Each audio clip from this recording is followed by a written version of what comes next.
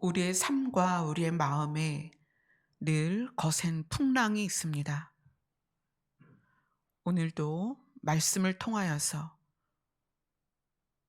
우리의 삶과 마음 안에 일어나는 이 거센 풍랑을 잠잠케 하여 주옵소서. 예수님 이름으로 기도드리옵나이다. 아멘. 오늘 말씀은 시편 101편입니다.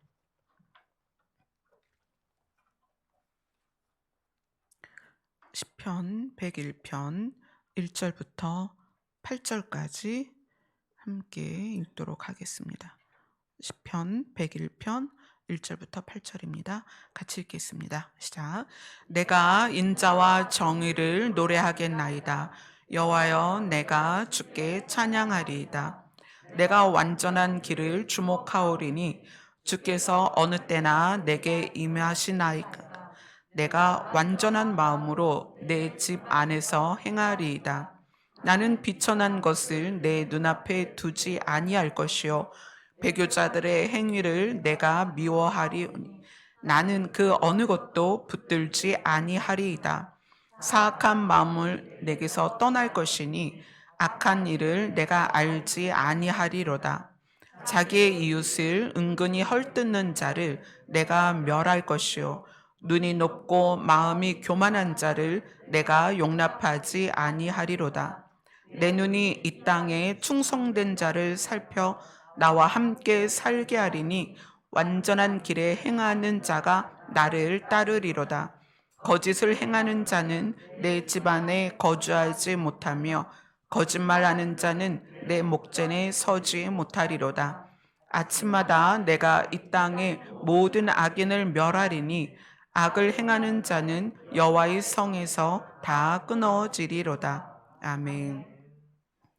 101편은 이제 다윗의 시입니다. 다윗이 이 시편을 통해서 이렇게 하겠습니다. 이렇게 하겠습니다. 쭉 이야기하는 것으로 봐서는 다윗이 왕이 되면서 내가 이 왕으로서의 역할을 어떻게 감당하겠다라는 어, 어떤 결심의 시일 수도 있습니다. 그래서 이것이 지도자나 또는 가정의 리더, 남편이나 또는 어머니나 또 공동체 안에서는 목회자나 또 교회 안에서 어떤 지도자로서의 직분에 있는 사람들이 101편을 통해서 교훈을 얻을 수 있습니다. 그리고 성도로서 내가 어떻게 살 것이냐를 이 101편을 통해서 교훈을 얻을 수 있는데 1절에서 다윗이 하나님이 누구시냐를 아주 간결하게 정의를 내렸어요. 하나님은 어떤 분이다? 인자와 정의로운 분이다. 하나님은 인자하신 분이고 정의로운 분이다. 그래서 그렇게 딱 정의를 내려놓고 그러한 여호와께 내가 찬양을 하겠다라고 결심을 합니다. 하나님의 하나님에 대한 표현이 굉장히 많죠. 이 시편 안에도 하나님에 대한 표현이 굉장히 많습니다. 그런데 이 정의라는 단어가 성경 안에서 시편에 가장 많이 나오는데 어떻게 보면 다윗도 하나님을 향한 표현들 중에 인자와 정의를 가장 대표적인 특징이다라고 본 것 같아요. 그래서 다윗이 인자와 정의를 노래하겠다. 누구의 인자와 누구의 정의냐면 여호와 하나님의 인자와 여호와 하나님의 정의를 내가 노래하겠다. 이렇게 얘기를 해요. 그리고 다윗이 하나님의 인자와 하나님의 정의를 뭐라고 또 표현하냐면 완전한 길이다. 이렇게 표현을 해요. 내가 완전한 길을 주목하리니. 인자와 정의는 다시 말하면 이것은 인자는 대표적인 하나님의 성품입니다. 하나님의 성품. 이 인자라는 것을 지난번에도 잠깐 나눴었는데 헤세드다. 이 헤세드는 신이 근원적으로 가지고 있는 사랑입니다. 우리가 배우고 익혀서 만들어낸 사랑이 아니라 신만이 가지고 있는 근원적인 사랑이에요. 그 근원적인 사랑이 어떻게 우리에게 표현이 되어 자기 아들을 죽는데 내어주는 것, 그 상황까지. 그래서 내가 너희를 사랑하는 것을 확증했다 이렇게 표현하시잖아요. 이 인자는 우리에게 표현되는 사랑입니다. 우리의 사랑은 때로는 내 안에 머물기도 하죠. 그걸 잘 표현을 못할 때도 있어요. 서툴러서 그것이 전달이 안 될 수도 있어요. 그러나 인자, 하나님의 인자는 신의 사랑이어서 반드시 드러나고 우리에게 적용되고 우리가 그 사랑의 혜택을 입습니다. 그래서 그것을 은혜라고도 표현을 하는데, 다윗은 하나님을 대표적으로 나타낼 수 있는 말로써 인자와 정의를 이야기를 해요. 그래서 나는 하나님의 인자와 정의를 주목하여 보겠다. 그리고 그것을 이제 나에게 적용해서 내가 그 인자와 정의를 소유한 상태로서 하나님이 나를 기뻐하셔서 나에게 오시기를 기다리겠다는 거예요. 2절에 보면 내가 완전한 길을 주목하리니, 하나님의 인자와 정의를 배워서 그것이 내 삶의 접목이 되었을 때 하나님께서는 나를 가까이 하시지 않겠느냐, 이런 고백이에요. 주께서 어느 때나 내게 임하시겠나이까. 주께서 나에게 임하시기를 기다립니다. 어떻게 하면서? 하나님의 완전한 길을 내가 추구하면서 하나님이 내게 가까이 오시기를 기다리겠습니다. 그리고 내가 완전한 마음으로 내 집안에서 행하리이다. 이 완전한 마음이라는 것은 완전한 길을 추구하면서 내 안에 생겨난 마음이죠. 이 완전한 마음으로 내 집안에서 행하리이다.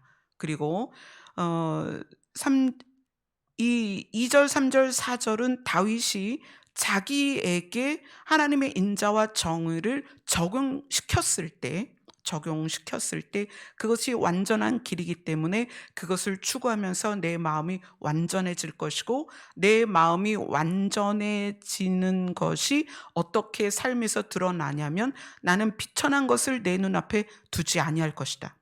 이것은 이제 비천한 것이라고 표현했는데 영어 성경에서는 이거를 사악한 것이다 이렇게 표현해요. 그래서 나는 사악한 것을 내 눈앞에 두지 아니할 것이요.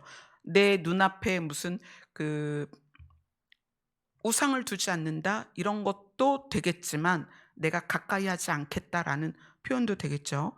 그리고 배교자들의 행위를 내가 미워하오리니, 이거는 이제 배교자라고 표현이 되어 있는데 영어 성경에서는 이거는 곁길로 간다 이렇게 표현이 돼요.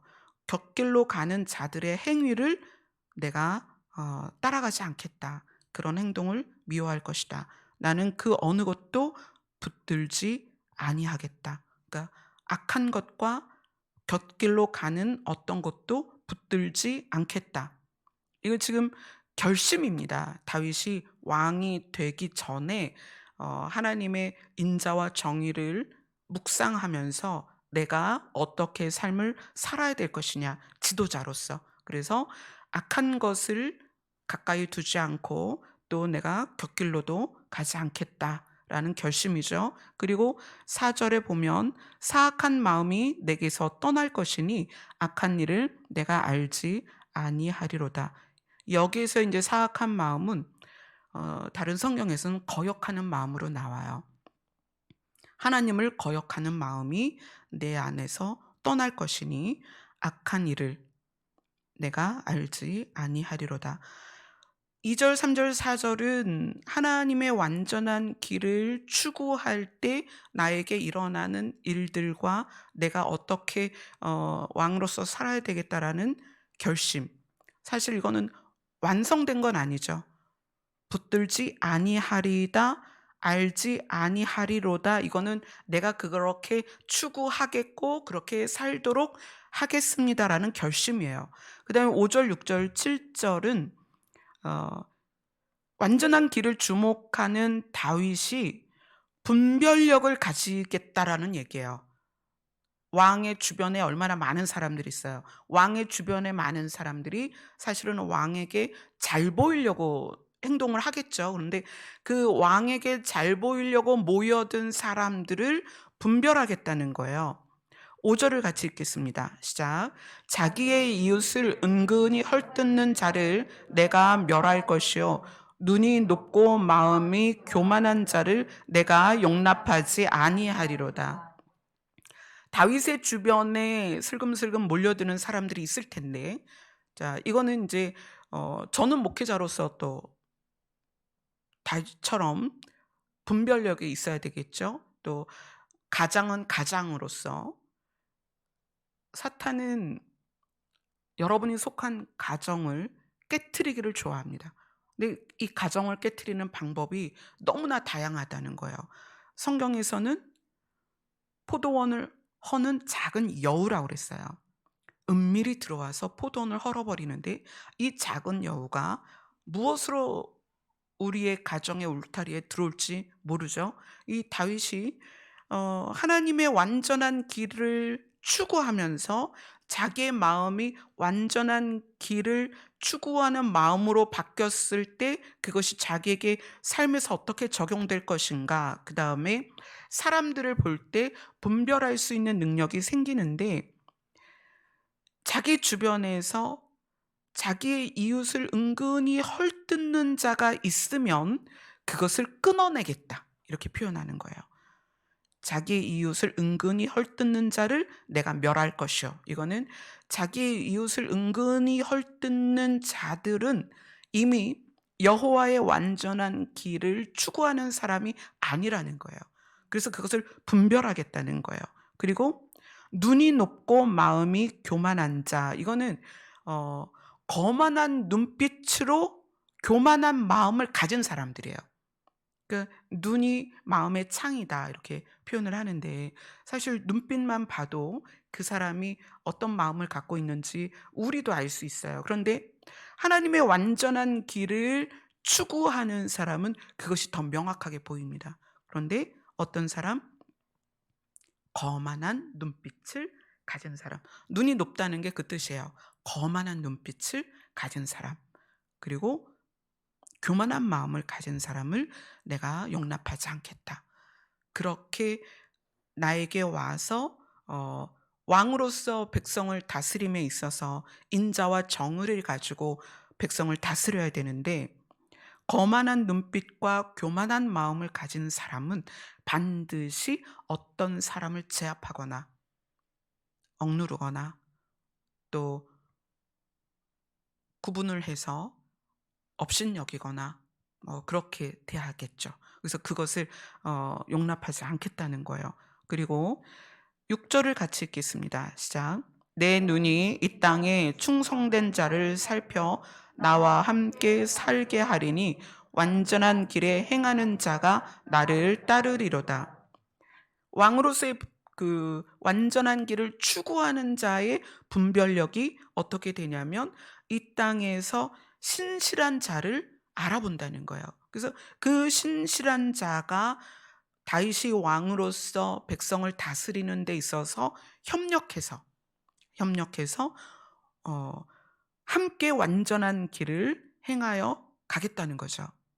그러니까 이게 다윗 입장에서는 단순히 완전한 길을 주목한다는 것이, 내가 인자와 정의를 행하며 살아야지, 이것보다도 백성을 다스리는 데 있어서 이것이 꼭 필요하다는 거예요. 왜냐하면 왕은 백성을 살려야 되니까. 인자와 정의가 반드시 필요하다는 거예요. 그래서 그것을 분별해서 그러한 자들이 백성을 함께 돌봐야만 된다는 것을 다윗이 알고 있는 거죠. 그래서 충성된 자 또는 신실한 자들이 다윗과 함께 완전한 길에 행하기를 원한다는 거예요. 자, 그리고 7절 같이 읽겠습니다. 시작. 거짓을 행하는 자는 내 집 안에 거주하지 못하며 거짓말을 하는 자는 내 목전에 서지 못하리로다. 거짓을 행하고 거짓말을 하는 자가 다윗의 곁에 있다면 그 거짓말은 누구를 위해서 쓰겠어요? 자기 자신을 위해서 쓰겠죠. 그래서 다윗에게 거짓말을 해서 자기의 유익을 구할 텐데, 그 자기의 유익을 구하는 과정에서 백성이 핍박을 받거나 백성이 굶주리거나 백성이 어려운 일을 당할 것이기 때문에 다윗은 그 거짓을 행하거나 거짓말하는 자를 분별하겠다는 거예요. 무엇으로? 하나님의 인자와 정의를 가지고 그렇게 하겠다. 그래서 8절에 보면 아침마다 내가 매일 모든 일을 시작할 때, 어떤 일을 시행할 때 이 땅의 모든 악인을 멸하리니 악을 행하는 자는 여호와의 성에서 다 끊어지리로다. 악을 행하는 자가 누구예요? 하나님과 분리된 자죠. 하나님과 분리된 자는 여호와의 성에서 끊어집니다. 이 100일편이 이렇게 쭉 나와 있을 때 이 내용을 그냥 가볍게 읽으면 그 윤리적이고 도덕적인 부분만 부각되는 것 같지만, 인자와 정의라는 이 두 단어가 가지고 있는 의미가 굉장히 중요합니다. 그래서 이거를 우리가 더 자세히 볼 수 있는 부분이 이사야서에 있습니다. 이사야서 30장으로 갑니다.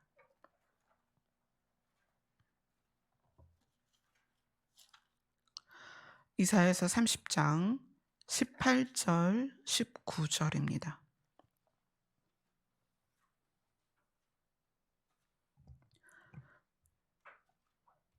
이사야서 30장 18절 19절 같이 읽겠습니다. 시작. 그러나 여호와께서 기다리시나니 이는 너희에게 은혜를 베풀려 하심이요 일어나시리니 이는 너희를 긍휼히 여기려 하심이라. 대저 여호와는 정의의 하나님이시라. 그를 기다리는 자는 복이 있도다. 시온에 거주하며 예루살렘에 거주하는 백성아, 너는 다시 통곡하지 아니할 것이라. 그가 내 부르짖는 소리로 말미암아 내게 은혜를 베푸시되 그가 들으실 때에 내게 응답하시리라. 다윗이 하나님을 기다렸습니다. 하나님의 인자와 공의를, 정의를 추구하면서 하나님이 나에게 오시기를 기다리는 마음을 가지고 있었는데, 여기에서 그를 기다리는 자마다 복이 있도다. 왜냐하면 여호와는 정의의 하나님이시다. 이것과 그 구절이 함께 연결되는 이유가 있어요. 대저 여호와는 정의의 하나님이시라. 그를 기다리는 자마다 복이 있도다. 여기서 여호와를 기다리는 자의 조건을 달지 않았다는 거예요.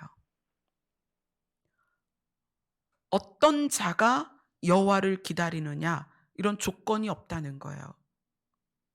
어떻게 여호와를 기다리느냐, 여호와를 기다리는 것에 대한 조건을 주지 않았다는 거예요. 하나님이 정의의 하나님이시라는 것은 우리가 어떤 상태이든 하나님을 기다리는 자에게 하나님은 복 주기를 원하십니다. 그러니까 찾아와 주시기를 원하신다는 거예요. 만약에 그를 기다리는 자의 조건을 단다면 우리에게 소망이 없어요. 누가 완벽하게 그 조건에 맞겠어요? 그런데 거기에 조건을 두지 않고 그를 기다리는 자마다 복이 있다. 이것이 여호와는 정의의 하나님이시다와 함께 연결이 됐다는 게 굉장히 중요한 거예요. 하나님의 정의는 무엇이냐? 그를 기다리는 자에게 가신다는 거예요. 18절이 이렇게 시작하죠. 그러나 여호와께서는 기다리시나니, 이 기다리심이 뭐죠? 우리가 하나님이 우리에게 임하시기를 기다리는 것처럼 하나님은 우리가 하나님을 기다리는 마음을 갖기를 하나님이 기다리신다는 거예요. 이해가 되시죠? 하나님이 무엇을 기다리시냐면 하나님이 기다리시는 이유는 우리에게 은혜를 베풀려는 거예요. 그리고 하나님이 기다리시다가 일어나셔서 우리를 긍휼히 여기시고 불쌍히 여기셔서 우리에게 은혜를 베푸시는데, 그 하나님이 무엇을 기다리시느냐? 우리가 하나님을 기다리기를 원하신다는 거예요. 그럼 우리가 하나님을 기다린다는 게 뭐예요? 하나님 도와주세요. 하나님 우리를 불쌍히 여겨주세요. 하나님 제가 아무것도 할 수 없어요. 이렇게도 해보고 저렇게도 해봤는데 하나님 제가 할 수 없어요. 하나님 도와주세요. 이게 뭐예요? 하나님이 오시기를 기다리는 거예요. 우리의 입술이 그것을 고백하기를 하나님이 기다리신다는 거예요. 그리고 하나님이 그 소리를 들으면 그것을 19절에 말하죠. 시온에 거주하며 예루살렘에 거주하는 백성아, 같이 읽겠습니다. 시작. 너는 다시 통곡하지 아니할 것이라. 그가 내 부르짖는 소리로 말미암아 내게 은혜를 베푸시되 그가 들으실 때에 내게 응답하시리라. 하나님 기다리시는 거예요. 우리가 그분에게 부르짖기를. 하나님은 기다리십니다. 하나님 도와주세요. 하나님 제가 도저히 이것을 할 수가 없어요. 하나님 제가 연약해요. 하나님 제가 부족해요. 하나님 제가 실패했어요. 하나님 제가 또 죄를 지었어요. 하나님 제가 넘어졌어요. 이렇게 우리가 하나님을 부르기를 기다리신다는 거예요. 그리고 하나님이 기다리시다가 그것이 하나님 귀에 들렸을 때 어떻게 하신다? 너에게 응답하실 것이다. 그분이 은혜를 베풀려고 일어나셨다. 일어나신다. 그리고 어떻게 하신다? 우리를 긍휼히 여기신다. 불쌍히 여기셔서 그 우리의 부르짖음을 들으신 대로 응답을 하신다는 거예요. 우리가 읽은 시편 101편은 다윗이 말하는 완전한 길은 뭐냐면 아버지의 마음이에요. 아버지는 어떤 분이냐? 인자와 정의를 가지고 우리를 대하시는데, 인자는 신으로부터만 출발될 수 있는 우리를 향한 사랑입니다. 우리는 배운 사랑과 경험된 사랑과 때로는 표현하지 못하는 사랑과 미숙한 사랑이에요. 실패하는 사랑일 수도 있고, 또 우리의 사랑이 잘 드러나지 않는, 우리에게 경험된 경험치가 없다 보니까 우리가 잘 그 사랑을 드러내지 못하고 있어요. 그래서 사랑을 배우긴 했는데 효과 없는 사랑일 때도 있어요. 그럼에도 불구하고 우리가 이 땅에서 그렇게 살아가지만 하나님의 인자는 실패가 없다는 거예요. 그것은 신의 성품이고 신에서 인간에게 향하는 완전한 사랑이기 때문에 그래요. 그래서 그것을 완전한 길이다. 다윗이 그렇게 표현하는 거예요. 하나님의 인자는 인간이 배운 사랑하고는 전혀 다르다. 하나님의 인자는 신에게서 사람에게 향하는 완전한 사랑이다. 그런데 그것이 정의롭다. 우리는 편견이 있을 수 있고 마음이 굽을 수도 있고, 그렇죠? 마음이 균형을 잃을 수도 있고, 그래서 그런 단어가 생긴 거죠. 편애. 편애가 뭐예요? 삐뚤어진 사랑이거든요. 편중된 사랑이라는 거예요. 그렇지만 하나님은 정의로운 하나님이셔서 그분의 사랑이 우리에게 적용될 때 삐뚤어짐이 없다는 거예요. 편중되지 않는다는 거예요. 하나님께서 사랑에 대해서 저에게 알려주실 때 그런 말씀을 하셨어요. 나의 사랑은 모두에게 100이다. 내 사랑을 너한테 10, 얘한테는, 얘가 열심히 교회를 다녔으니까 15, 얘는 정말 사역을 많이 했으니까 30, 이게 아니라는 거예요. 하나님의 사랑은 모두에게 1인당 100씩 완전하게 부어지는 사랑이라는 거예요. 그게 정의로운 사랑이에요. 편중되지 않은. 다윗이 하나님의 사랑을, 하나님의 그 인자와 정의를 추구하면서 그것이 자기에게 적용되는 것과 그 적용된 것이 백성을 다스리면서 나타나기를 원했었습니다. 하나님의 인자와 정의는 오늘 이 이사야서에서 너무나 자세하게 잘 표현이 된 거예요. 자, 18절 19절을 다시 한번 읽겠습니다.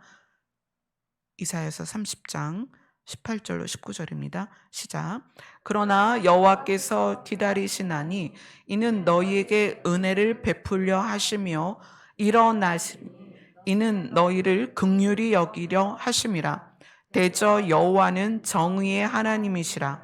그를 기다리는 자마다 복이 있도다.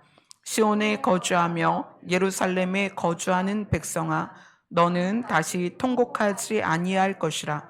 그가 내 부르짖는 소리로 말미암아 내게 은혜를 베푸시되 그가 들으실 때에 내게 응답하시리라. 자, 이사야는 하나님의 인자와 정의를 가지고 여기서 이렇게 표현을 했어요. 하나님의 은혜와 긍휼, 하나님의 정의. 그래서 그를 기다리는 자마다 하나님께서 만나주시고 그들의 기도를 듣고 응답하시겠다. 이렇게 표현을 했어요. 근데 이것을 예수님도 우리에게 알려주셨어요. 예수님이 알려주신 부분은 누가복음입니다. 누가복음 15장으로 갑니다.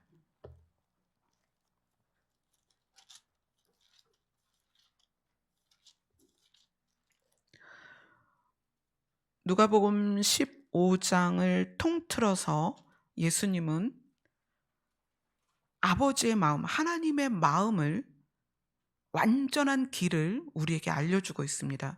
누가복음 15장 1절, 2절을 우리 정윤자매가 읽어주세요. 모든 세리와 죄인들이 말씀을 들으러 가까이 나아오니 바리새인과 서기관들이 수군거려 이르되 이 사람이 죄인을 영접하고 음식을 같이 먹는다 하더라. 15장을 보면 시작이 뭐냐면 세리와 죄인이 나오고 바리새인과 서기관이 나옵니다. 구별된 두 무리가 있어요. 이 구별된 두 무리 앞에서 예수님이 하나님의 인자와 정의를 말하고 있는 거예요. 하나님의 인자와 정의.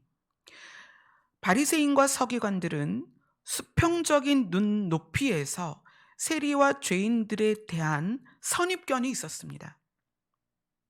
세리와 죄인들이 말씀을 들으러 가까이 나오니 어떻게 했어요? 자기들끼리 수군거렸다.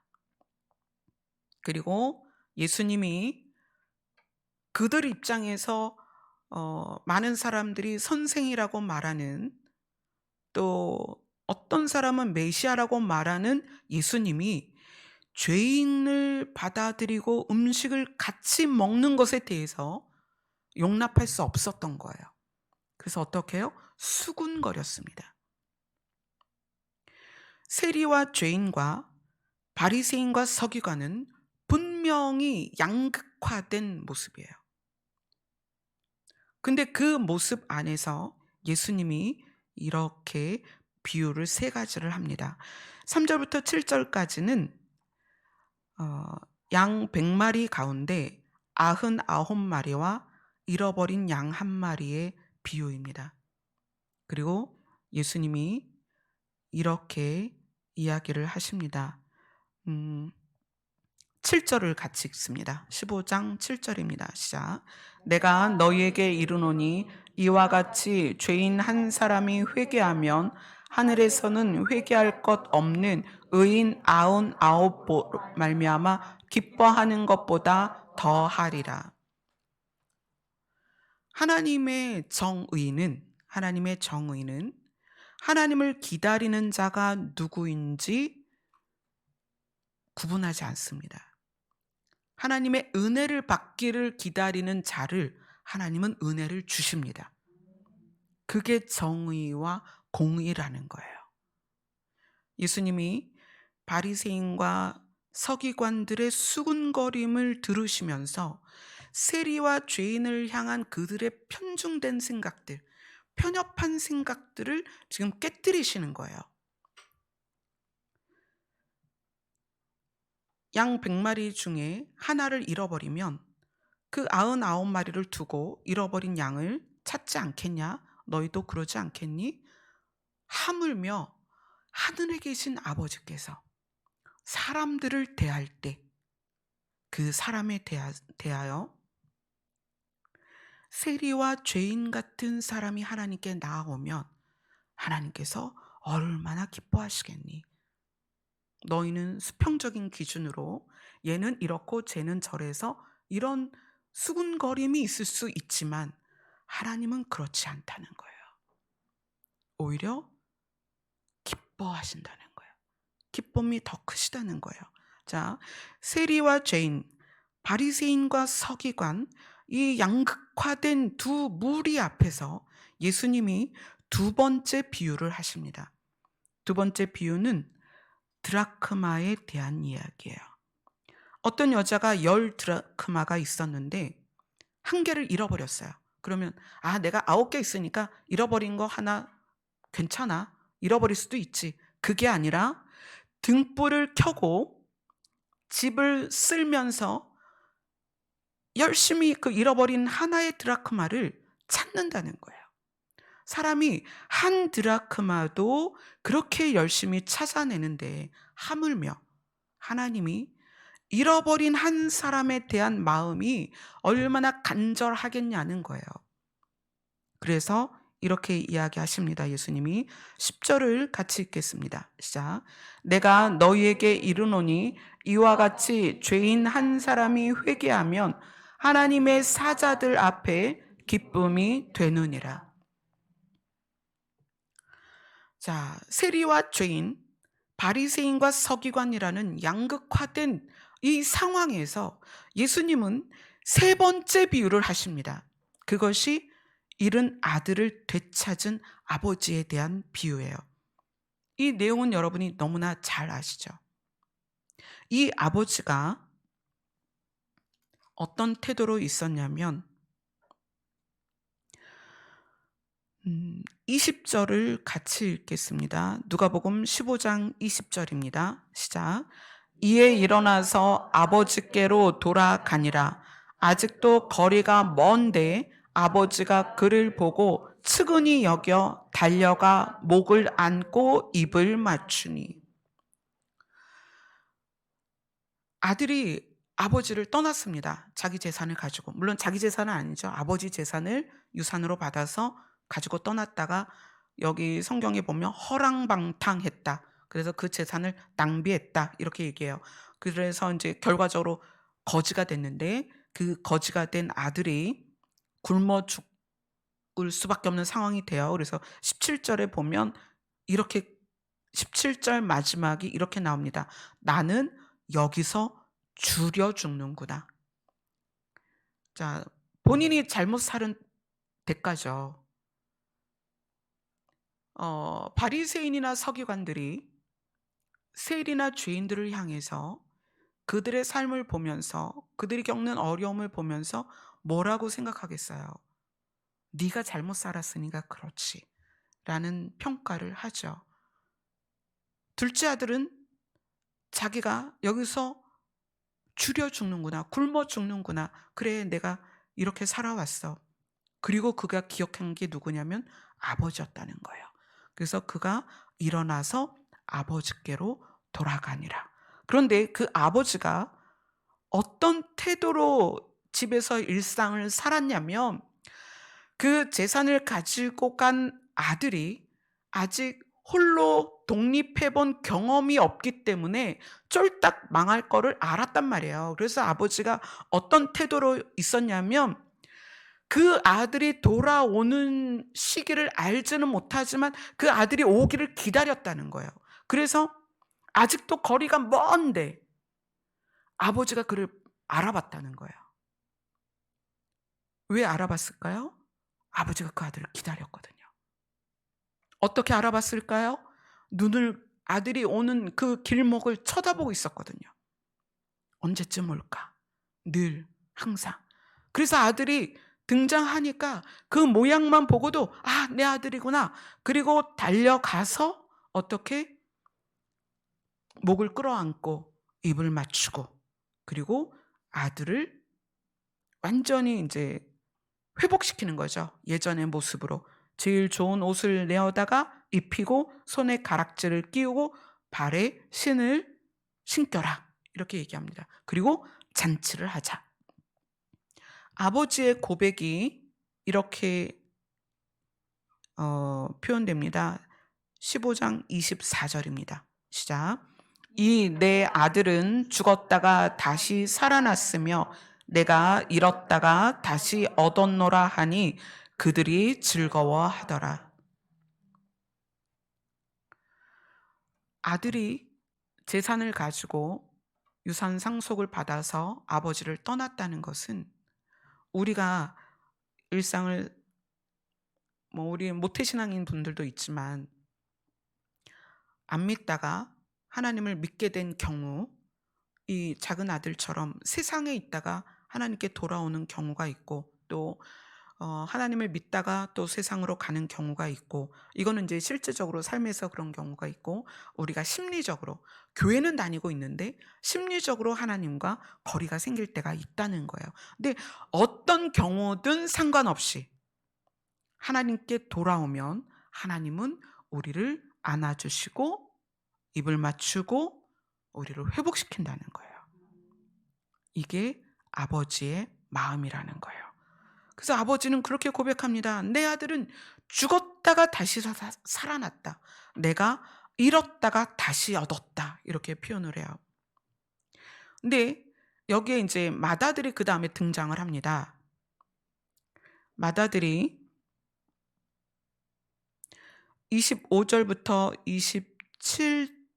27절 같이 읽겠습니다. 25절부터 27절 시작. 맏아들은 밭에 있다가 돌아와 집에 가까이 왔을 때에 풍악과 춤추는 소리를 듣고 한 종을 불러 이 무슨 일인가 물은데 대답하되 당신의 동생이 돌아왔음에 당신의 아버지가 건강한 그를 다시 맞아들이게 됨으로 인하여 살찐 송아리를 잡았다 하니 자 그때 큰아들의 반응이 28절, 29절입니다. 같이 30절까지 읽겠습니다. 시작. 그가 노하여 들어가고자 하지 아니하거늘 아버지가 나와서 권한대 아버지께 대답하여 이르되 내가 여러 해 아버지를 섬겨 명을 어김이 없거늘 내게는 염소 새끼라도 주어 나와 내 벗으로 즐기게 하신 일이 없더니 아버지의 살림을 창녀들과 함께 삼켜버린 이 아들이 돌아오매 이를 위하여 살찐 송아리를 잡으셨나이다. 큰아들의 문제는 여기에서 큰아들의 문제가 뭐냐면 사실 이 큰아들의 문제가 어떻게 보면 작은 아들의 문제보다 우리에게는 더 직접적이에요. 우리는 지금 이 성전 안에 있고 하나님을 아버지라고 부르며 하나님과 동행하기를 원하고 있기 때문에 우리는 작은 아들보다는 큰 아들에 가깝죠. 그런데 이 큰 아들에게서 나타나는 반응이 어떻게 보면 이제 세상에서는 이 반응이 당연할 수 있어요. 그런데 이 반응이 우리에게서 무엇을 지금 말해주고 있냐면 맏아들에게 결여되어 있는 게 뭐냐면 아버지의 마음이라는 거예요. 아버지의 마음. 지금 우리에게 이것을 교훈으로 주고 있는 거거든요. 예수님이 세리와 죄인들과 바리새인과 서기관이라는 정말 극단적인 부류죠. 이 극단적인 부류를 바라보시면서 바리새인과 서기관의 수군거림 안에 들어있는 심리를 지금 꺼내시는 거예요. 바리새인과 서기관들이 누구의 마음을 가지면 하나님의 마음을 가지면 이렇게 수군거릴 수 없다는 거예요. 예수님은 잃은 양의 비유와 드라크마의 비유와 둘째 아들의 비유를 통해서 아버지의 마음을 알려주고 싶은 거예요. 이 극단적인 두 부류를 통해서. 그래서 누가복음 15장 마지막을 같이 읽겠습니다. 32절입니다. 시작. 이 내 동생은 죽었다가 살아났으며 내가 잃었다가 얻었기로 우리가 즐거워하고 기뻐하는 것이 마땅하다 하니라. 이것이 아버지의 마음입니다. 우리가 십자가를 계속 나누고 있는데 십자가를 제가 그렇게 말씀을 드렸어요. 십자가는 하나님의 성품에 나의 성품을 못을 박아서 하나님의 성품에 일치시키는 거다. 그게 십자가다. 자, 예수님은 십자가를 지시면서 상속받을 권리를 얻으셨습니다. 상속은 물론 눈에 보이는 재산이 가장 크지만 이 상속에는 하나님으로부터 하나님의 기질과 성품까지도 그 상속 안에 포함되어 있는 거예요. 예수님이 우리에게 너희는 각자 너희 십자가를 지고 나를 따라와라. 그 십자가를 지고 따라가는 과정이 예수님에게 배우는 과정이죠. 예수님을 따라간다는 것은, 제자가 스승을 따라간다는 것은 배운다는 의미예요. 그러니까 우리의 배움은 뭐냐면 예수님에게 배워야 되는데, 그 배움이 예수님은 내 마음을 배워라, 내 성품을 배워라, 그렇게 말씀하셨거든요. 나는 온유하고 겸손하니 나에게 배워라. 그러면 예수님을 따라간다는 것은 예수님이 십자가를 지신 것처럼 우리도 내 십자가를 지고 따라가야 된다는 것은, 실질적으로 표현한다면 예수님의 성품을 우리가 배워야 된다는 거예요. 그런데 예수님이 오늘 누가복음 15장에서 세리와 죄인과 바리새인과 서기관이라는 극단적인 이 두 부류를 놓고 예수님이 우리에게 무엇을 말하냐면, 바리새인과 서기관 같은 너희들이 가져야 될 게 있는데 그게 뭐냐면 아버지의 마음이다. 그걸 지금 알려주고 계시는 거예요. 그럼 우리는 이미 믿었고, 이미 오랜 시간 교회를 다녔고, 이미 하나님을 아버지라고 부르고 있다는 거예요. 우리는 이미 큰아들 같은 위치에 있다는 거예요. 다윗이 하나님의 인자와 정의를 추구하면서 자기도 그렇게 살 것이고 자기와 함께하는 자들도 그런 자들이 모여서 어떻게 백성을 보살피고 백성을 잘 돌보는 왕의 위치에서 그렇게 살겠다는 결심이거든요. 우리가 지금 이 땅에서 살면서 예수님이 다시 오시기를 기다리는 입장에서 이 부분이 너무 중요한 것 같아요. 우리가 아버지의 마음을 소유하는 것. 근데 이 아버지의 마음을 소유하게 되면 오늘 누가복음에서 두 번이나 강조한 것 같이 내 동생은 죽었다가 살아났으며 잃어버렸다가 얻었으니 우리가 기뻐하는 게 당연하다. 우리가 즐거워하는 게 당연하다. 그러면 우리가 수평적인 시각에서 아버지의 마음으로서 입체적으로 봐야 된다는 거예요. 입체적으로 본다는 것은 지금은 비록 이 아들이 얼마나 꼬재재하고 왔겠어요. 머리를 감았겠어요. 옷을 갈아입었겠어요. 양치질을 했겠어요. 그러한 둘째 아들을 수평적으로 보지 말고 입체적으로 보자는 거예요. 뭐죠? 오늘 누가복음 15장에서 세 번의 비유를 통해서 죽었다가 살아난 자로 보자는 거예요. 잃어버렸다가 다시 찾은 자로 보자는 거예요. 그것이 우리 공동체 안에서, 가정 안에서 우리에게 적용돼야 될 아버지의 마음이라는 거예요. 지금 예산의 일이 지금 잘 진척이 되고 있습니다. 산을 다 나무를 밀고 평지를 지금 토목을 하고 있는 상황이에요. 근데 그렇게 되기까지 정말 하나님께서 세밀하게 일하셨어요.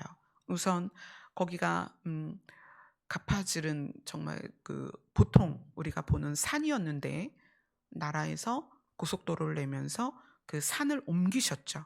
그래서 거기가 평지가 됐어요. 평지가 된 상태에서 그 어르신이 그 얘기를 하는 거예요.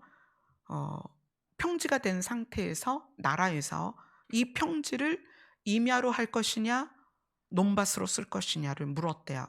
그래서 이 어르신이 다른 사람한테 물어봤나 봐요. 이거를 임야로 하는 게 나에게 유익이 되겠냐, 논밭으로 바꾸는 게 유익이 되겠냐. 그랬더니 알려주는 사람이 임야로 그냥 두는 게 더 유리하다 그랬대요. 근데 이제 그 말을 들은 걸 후회하시는 거예요. 지금에 와서는. 저걸 논밭으로 뒀어야 되는데 내가 그놈 말을 믿고 임야로 하게 됐다. 그래서 임야는 인제 다시 산으로서의 기능을 해야 되니까 복구 명령이 내려져서 나무를 심어야 되는데 어 내가 심을 때에는 이제 싼 나무를 심은 거죠. 외송을 심은 거예요. 음 목재로서의 가치가 없는 외송으로 심은 거예요. 근데 그것을 인제 유리자매는 10년 동안 그 땅이 아버지의 땅이 고센 땅이 되게 해 달라고 기도를 했고, 그리고 나서 어 그 유산 절차를 밟을 수 있도록 하나님께서 한국으로 보내시고, 그리고 그 일이 우리의 일이 되어야 되니까 하나님께서 땅을 주겠다고 미리 말씀하셨고, 그래서 그런 일들이 진전이 됐죠.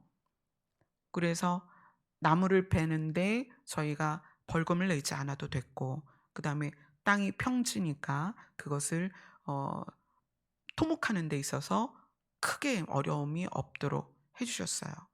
그리고 그 일이 처음 진행될 즈음에 상수도가 그 앞까지 왔고 참 많은 일들이 있었어요. 근데 하나님께서 그것을 음 이루실 때 성도들이 그런 질문이 있었어요. "목사님, 주님 오실 날이 멀지 않다고 분명히 목사님도 얘기하셨는데 우리가 언제 집 짓고 교회 짓냐고. 목사님 건축 안 한다고 했잖아요." "맞아요. 저 건축 안 한다고 했어요." 이게 저도 인제 그게 딜레마인 거야. 나 건축 안 한다고 했는데 이거를 건축하라고 하시니 제가 말을 번복해야 되는 상황이 됐죠. 그 기도를 했어요. "하나님 어떻게 해요?" 근데 하나님께서 뭐라고 말씀하시냐면 "너희가 거기에 오래 있을 거 아니다. 거기는 남은 자를 위한 거다." 준비라는 것은 아는 자만 할 수 있다. 그런데 준비된 자는 어떻게 돼요? 들림 받잖아요. 그러면 들림 받지 못한 자들은 반대로 말하면 준비가 안 돼 있다는 거죠. 그들을 위해서 준비를 해 주는 거다. 그렇게 말씀을 하셨어요. 그래서 저희들이 교회를 짓고 집을 짓고 이제 삼마 빌리지라는 이름으로 형태를 갖추고 있지만 우리가 그것을 추진하는 데 있어서 포커스는 남은 자를 위한 거예요. 그래서 상수도가 끊어졌을 때 지하수를 먹어야 하기 때문에 음용 가능한 깊이까지 뚫어서 물을 내고, 그다음에 전기가 끊겼을 때를 대비해서 태양광 설치를 하고 교회에 인제 여러 사람이 모여서 생활할 수 있도록 이제 바닥을 보일러를 깔고, 그리고 그 보일러도 돌릴 수 없을 때를 대비해서 벽난로를 설치해서 수십 명이 한 번에 기거할 수 있는, 그다음에 이제 식료품이나 또 당장 이제 쌀이 중요하죠. 쌀이나 또는 공산품 이런 것들을 체계적으로 지금 준비를 해 가는 과정입니다. 네, 하나님께서 어 전에 그런 말씀을 주셨어요. 오늘 본문하고 이어지는 말씀인데, 나는 지금 하나님의 책임감을 가지고 사역할 자들을 찾고 있다. 그렇게 얘기하셨어요. 하나님의 책임감이 뭘까요? 아버지로서의 책임감인 거예요. 자녀들에게 공급하시는 아버지로서의 책임감. 그것이 노아의 방주 때 드러났죠. 하나님께서 만드신 모든 동물들을 하나님이 지켜내셔야 하기 때문에 방주를 만드시고 여덟 가족과 그 방주 안에 들어온 수많은 동물들이 먹을 것을 방주 안에 다 넣게 하셨어요. 그래서 그 동물들이 물심판 이후에 그 자기들의 종족을 이어갈 수 있도록 그 배 안에서 다 먹이셨단 말이에요. 그게 창조주 아버지의 마음이라는 거예요. 지금 이제 예산의 일들은 사실은 우리가 좋은 집에서 살아보자, 또는 뭐 건축한 교회에서 예배 드려보자, 그런 의미가 아닙니다. 그런 의미가 아니고 남아 있는 분들이 조금이라도 보호를 받고 돌봄을 받고 공급을 받을 수 있는 그런 곳을 만드는 중이에요.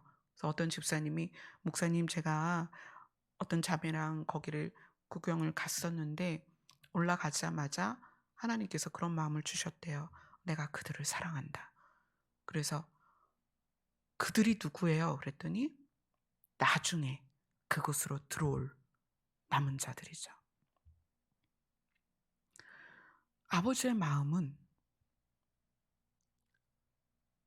죽었던 자를 살아나게 하고 싶은 거예요. 아버지의 마음은 잃어버린 자를 찾고 싶은 거예요. 그래서 기다리신다. 뭘 기다리시냐면 그들이 아버지께 오기를 또는 그들이 아버지의 이름을 부르기를 기다리신다는 거예요. 그리고 그들이 아버지께 오거나 아버지의 이름을 부를 때 하나님께서 일어나신다는 거예요. 이사야서에서 그렇게 표현했죠. 일어나시나니 왜? 긍휼을 베풀기 위해서. 은혜를 주시기 위해서. 그리고 너희가 내 귀에 들리도록 나를 부르면 내가 반드시 응답할 것이다. 아멘. 그것이 우리가 부르는 하나님 아버지의 진심이라는 거예요. 우리는 하나님의 이름을 부르며 하나님께 나아가는 거에 있어서 우리 안에 내가 이런데, 내가 이것밖에 못하는데, 내가 이런 상태인데 라는 주저함이 있어요. 또 타인에 대하여 그런 편견이 있어요.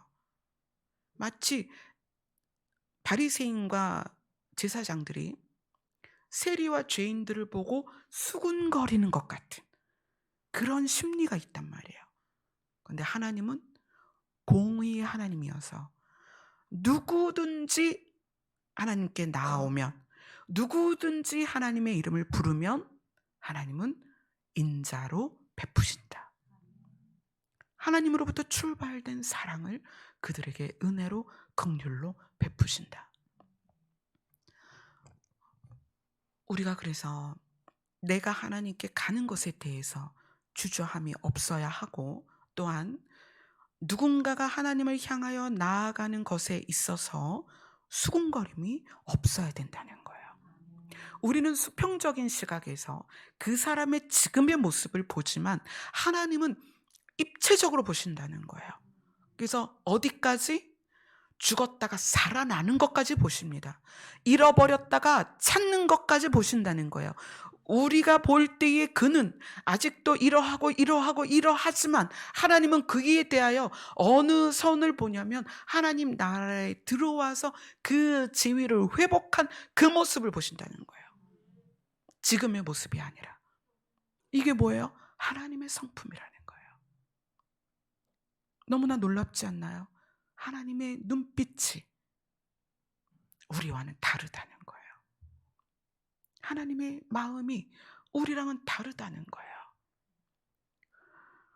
오늘 시편 101편이 다윗은 내가 완전한 길을 주목하오리니 이렇게 표현을 해요. 근데 그 완전한 길이 어떻게 설명이 되어 있느냐? 하나님의 인자와 정의라는 거예요. 그것이 우리 안에 들어왔을 때 우리는 우리 안에서 바리새인과 서기관들 같은 수군거림이 나오지 않는다는 거예요. 그리고 3번에 걸쳐 예수님이 보여주신 아버지의 마음, 그것을 소유해서 내 가족 또는 공동체 안에서 그들을 향하여 우리가 말하고 행동할 수 있다는 거예요. 사실 제가 헌금에 대해서 말하는 경우는 거의 없어요. 이제 뭐 부활주일 같은 때 또는 이제 어떤 추수감사절이나 이런 절기 때 선교사님들이나 어려운 교회를 돕기 위해서 그런 경우는 있는데, 금요기도에는 가장 그 하나님을 주목하여 바라보는 분들이시기 때문에 한 가지 부탁을 드릴게요. 남은 자를 위한 준비가 구체적이고 실제적이기 위해서 회의를 하고 또 지혜를 짜내고 있어요. 그런데 그게 사실은 물질적인 부분이 없으면 감당을 할 수가 없어요. 우물을 파는 것만 해도 농업용수를 파는 것과 식수를 파는 건 좀 달라요. 그래서 더 깊이 파야 되고 또 그 식수 탱크도 더 높이 산 위에다 올려야 되고 재질 자체도 다르고, 그래서 여러분들이 혹시라도 마음에 그 남은 자를 위한 긍휼의 마음이 움직이셔서 돕기를 원하시면 그 우리 열린 하늘문 계좌 있죠. 그쪽에다가 남은 자라고 표기해서 보내주시면 감사하겠어요. 그러면 그것은 온전히 남은 자를 위한 준비하는데 쓰이게 될 거예요. 그래서 굉장히 구체적으로 많은 부분을 준비하고 있어요. 뭐 예를 하나 든다면 여러분들 이거는 알아두세요. 어, 우리의 주거 형태가 보통은 아파트죠. 그러다 보니까 물과 전기가 없으면 살 수가 없어요. 근데 특히 물은 조금만 마셔도 되지만 화장실이 문제인 거예요. 화장실이. 근데 저도 이제 남은 자를 위한 준비를 하면서 어, 우리 삼마빌리지 주변이 산이긴 하지만 산이니까 이제 뭐 땅을 파고 이제 그 해결을 하면 되겠지만 이것도 한계가 있는 거예요. 여기저기 팔 수도 없고 또 밤이나 낮이나 이런 상황들이 있기 때문에, 그래서 가장 좋은 방법은 변기 안에 이렇게 넣을 수 있는 크기의 검정 비닐봉지하고 벤토나이트가 있으면 돼요. 벤토나이트는 뭐냐면 그 고양이를 키우는 분들은 다 알죠. 고양이 화장실에 넣는 모래예요. 근데 그 벤토나이트가 물을 부으면 그대로 옹고가 돼요. 그리고 악취까지 잡아줘요. 그래서 화장실에 검은 봉지를 넣고 이제 우리가 용변을 본 다음에 거기에 벤토나이트를 한 삽 정도 넣어서 그걸 굳혀서 그거를 묶어서 이제 어디 큰 웅덩이를 파고 폐기를 해도 되고 이제 밖에다 버리면 되거든요. 그래서 그렇게 하면 어느 기간 동안은 화장실 문제를 가족들이 해결을 할 수가 있어요. 그래서 저희가 쌀도 준비하지만 벤토나이트도 이제 대량 주문을 해서 그것까지 뭐 더 여러 가지 품목들이 많이 있지만 그런 것까지 이제 세심하게 준비를 하고 있습니다. 어, 우리가 겪을 일이고 우리에게 다가올 일들이고 또 휴거 이후에는 그 상황들이 정말 살 수 없는 극심한 상황이 될 거기 때문에 우리가 이제 아버지의 마음을 갖고 있다면 그들을 위해서 이제 조금이라도 준비를 해줄 수 있으면 좋겠어요. 저희는 산마 빌리지라는 어떤 공동체가 있어서 그걸 준비하지만 각자는 자기 집에서 어느 정도 이제 여유되는 대로 비축을 해서 누군가에게 도움이 되면 좋겠다는 생각이 들어요. 완전한 길은 아버지의 마음입니다.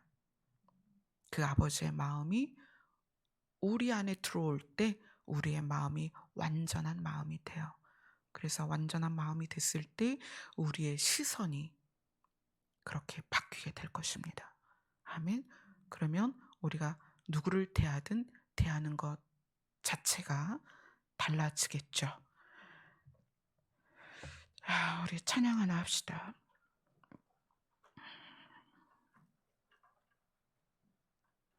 찬송가 178장입니다.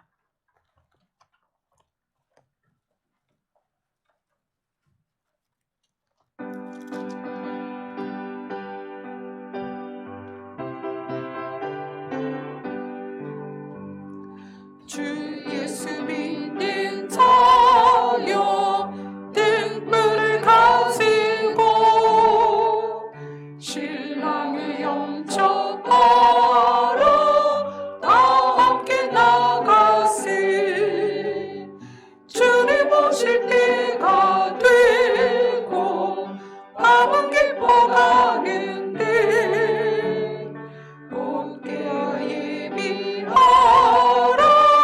주님 속히 오신다. 내 등불 살펴보고 기름을 예비해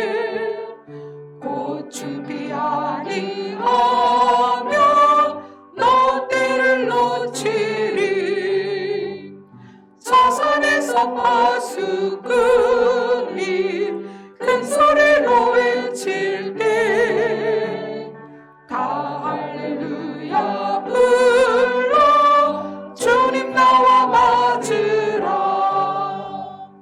내 고대하던 주여 지금껏 오셔서 이 어두운 세상 위에 찬빛을 주소서. 나의 손을 높이 들어 우리 주께 비오니 이 세상 구세주여 지금 강림하소서. 아멘. 정말 하루하루 가까이 오고 있습니다. 예수님 오시는 날이. 그 날을 위해서 내 자신이 준비되는 것도 중요하고, 그 다음에 또 남은 자들을 위해서 준비하라는 명령을 받은 우리 교회가 또 그것을 준비하는 것도 굉장히 중요하죠. 그런데 문제는 우리가 아버지의 마음을 가져야 된다는 거예요. 그거 없이는 준비가 안 됩니다. 그래서 이 시간에는 아버지의 마음을 우리가 배우고 그 아버지의 마음이 우리 안에 풍성할 수 있도록 도와주시옵소서. 기도하는 시간 갖도록 하겠습니다. 기도하겠습니다.